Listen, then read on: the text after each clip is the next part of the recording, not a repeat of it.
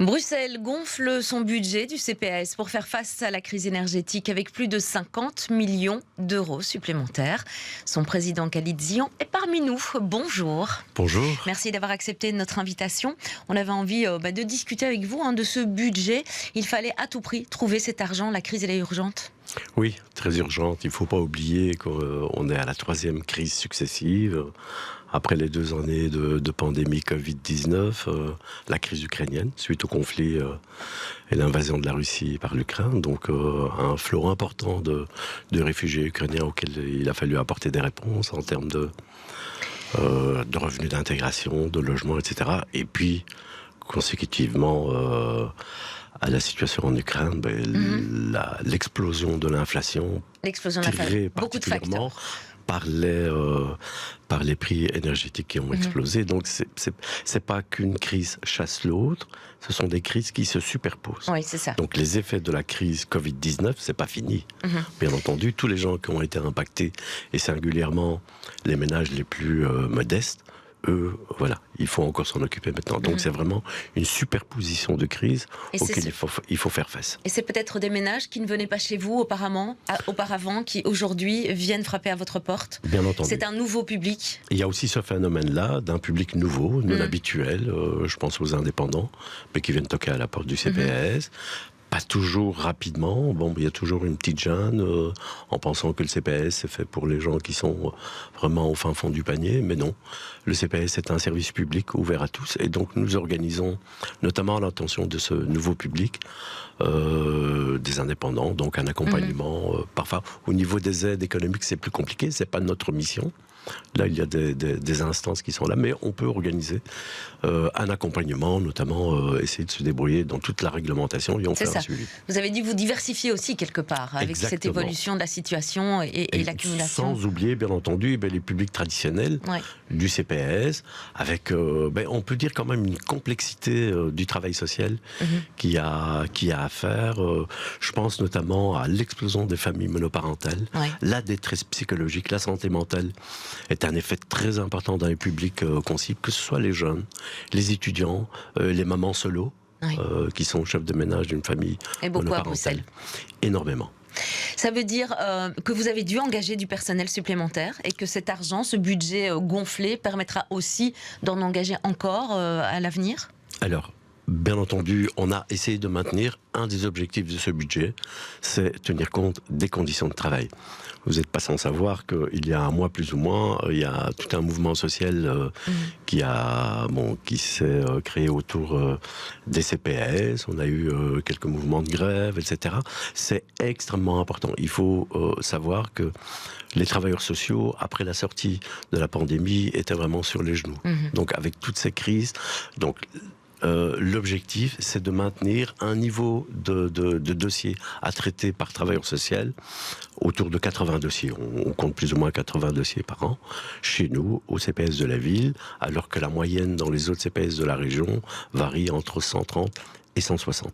Donc une attention particulière quand même pour alléger la charge de travail qui pèse sur les travailleurs sociaux. Alléger la charge, mais pas engager de nouvelles personnes ? On n'a pas engagé de nouvelles personnes. Et vous n'allez pas le faire dans les semaines à venir ? Pour le moment, bien entendu, on connaît le contexte de difficultés budgétaires des communes, parce que ce qu'on ne s'est pas payé dans notre budget, c'est la commune qui supplée.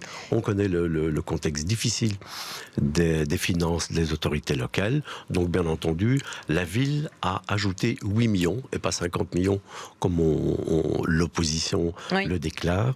Les montants restants, on les a assumés par des recettes supplémentaires. La ville a augmenté sa dotation au CPAS de 8 millions en 2023. Mais comment on fait concrètement pour diminuer la charge de travail sans engager des gens ?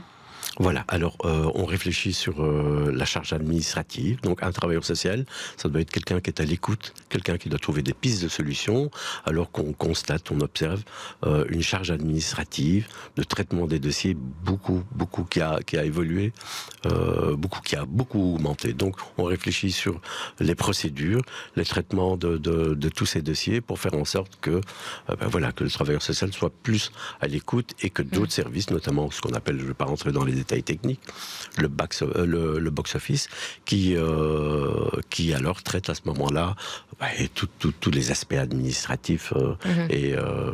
Donc on essaye vraiment de garder cet objectif-là d'allègement de la charge administrative des travailleurs sociaux. On parle d'un budget de 415 millions. 415 millions, oui. Plus ou moins, près de quelques. Voilà. Comment est-ce qu'on répartit ces millions sur les charges, etc. Comment vous allez les répartir en 2023 ? Alors, la plus grosse partie, c'est sur les frais de personnel. Vous savez qu'on a eu 5 indexations durant l'année 22 qui se répercutent sur l'année 23. On en comptera sans doute encore 2 sur l'année 23. On en a budgété une seule.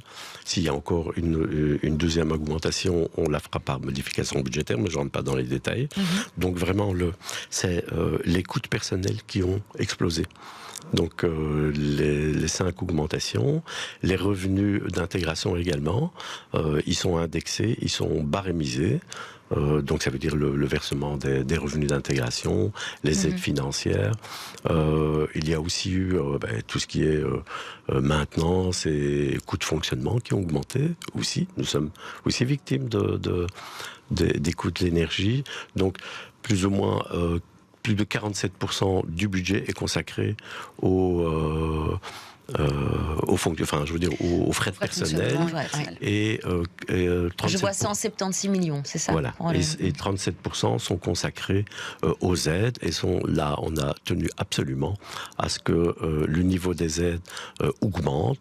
Il augmente plus ou moins comme ça de mémoire, d'une trentaine de millions pour faire face à l'ensemble des demandes.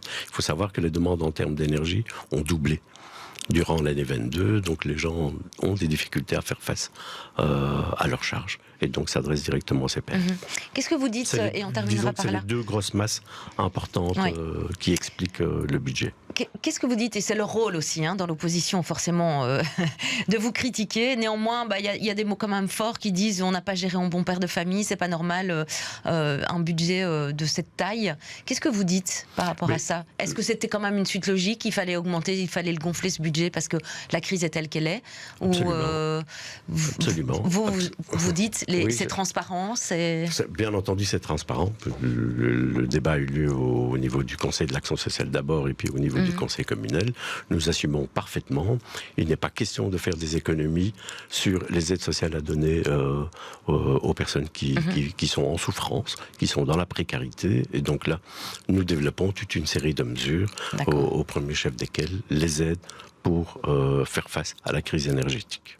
Et vous rassurez votre personnel par la même occasion. Et donc notre personnel est maintenu dans des conditions de travail. Il faut savoir qu'ils sont au bord de l'épuisement. Donc là, clairement, il s'agissait de donner un signal à nos travailleurs en disant, bien entendu, on reste très attentif à vos conditions de travail pour faire en sorte que vous puissiez travailler dans les meilleures conditions possibles. Merci beaucoup d'être passé par chez nous, non pas par chez vous, on pourrait y aller. Khalid Zian, merci. Vous êtes le président du CPAS de Bruxelles.